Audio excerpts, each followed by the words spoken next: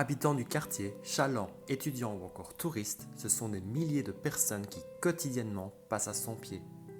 Mais combien de ces personnes ont-elles déjà prêté attention au fronton de l'opéra?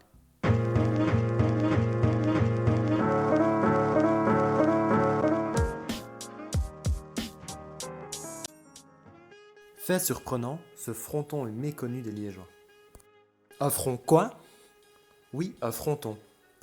Pour les non-habitués, voilà à quoi cela ressemble.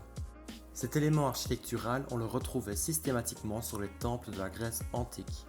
Plus tard repris par les Romains, on le retrouve également à la Renaissance ou bien encore au XIXe siècle, lorsque les styles architecturaux du passé sont remis au goût du jour. Voilà, maintenant que le décor est planté, revenons à l'opéra. En 1820, après 2 années de chantier, lorsqu'il est inauguré, le théâtre royal a une apparence néoclassique, une apparence pour certains de temple. Mais voilà, on peut regarder tous les documents de l'époque, on ne retrouvera aucune trace de ce fronton. C'est normal puisque celui-ci ne fut ajouté que 110 ans plus tard, soit en 1930. Aux commandes de l'ouvrage, Oskar Bergmans, sculpteur et plus tard professeur à l'Académie des Beaux-Arts de Liège. Les Bergmans sont connus à l'opéra. Son frère, Émile, est celui à qui l'on doit la toile de la grande salle. Quant à Oskar, avant de réaliser le fronton, il réalisa le grand lustre. Oskar, tout comme son frère pour la toile du plafond, s'inspire de l'Antiquité et de son grand répertoire mythologique. Tous deux représentent Apollon, le dieu des arts. Digne représentant du chant, de la musique et de la poésie, on le voit ici au centre du fronton. En observant l'œuvre, on remarque 2 symboles le caractérisant. Premièrement, la lyre qu'il tient dans sa main gauche, deuxièmement, les rayons de lumière. Maintenant, voyons ensemble son premier symbole, la lyre. La lyre est aujourd'hui un instrument de musique connu de tous. Mais connaissez-vous son origine? Selon la mythologie grecque, la lyre aurait été créée par Hermès, le messager des dieux, dieu du commerce, des voleurs, j'en passe, mais également demi-frère d'Apollon. Mais voilà, quel est le lien entre Apollon, la lyre et Hermès? Tout commence lorsqu'Hermès vole 50 bœufs du troupeau d'Apollon. Afin que son demi-frère Apollon ne retrouve sa trace, il fit marcher les bœufs à reculons. Toutefois, Zeus leur père leur apprit. Zeus, après avoir convoqué Hermès afin de s'expliquer, ordonna à ses 2 fils de se réconcilier. Hermès indiqua alors le lieu où il avait caché les vaches, et dans une tentative d'amadouement, donna à Apollon son instrument de musique. C'est ainsi que la lyre, qu'il avait créée à partir de la carapace d'une tortue et de boyaux de brebis, termina dans les mains d'Apollon. Charmé par l'instrument, depuis lors il ne s'en sépara plus.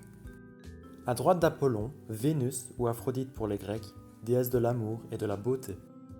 2 traditions différentes sont rapportées sur sa naissance. Pour certains, elle naquit de l'écume blanche qui se forma lorsque Cronos jeta les organes génitaux de son père Ouranos, tandis que pour d'autres, elle était la fille de Zeus et de Dionée.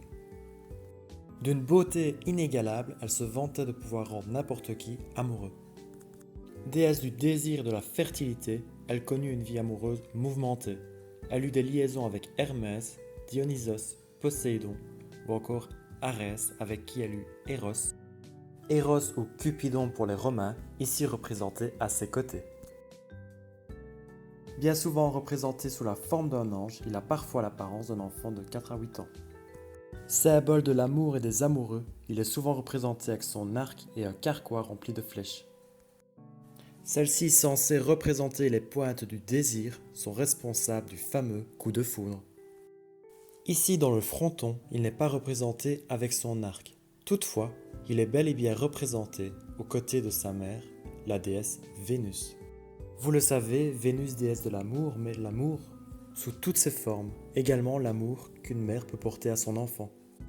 De l'autre côté du fronton, à gauche du dieu Apollon, Minerve ou Athéna pour les Grecs, est pensive, elle contemple sa chouette.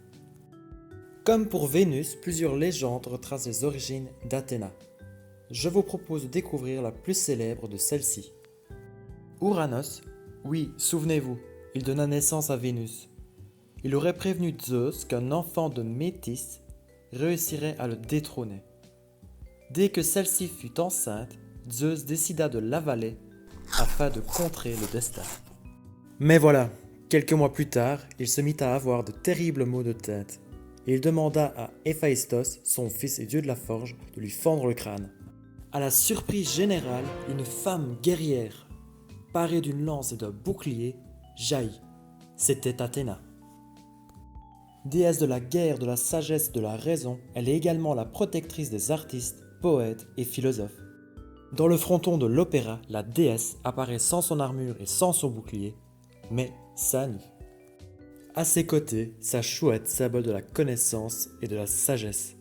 Vous l'avez très certainement déjà aperçu sur le dos d'une pièce de 1 ou de 2 euros grecque.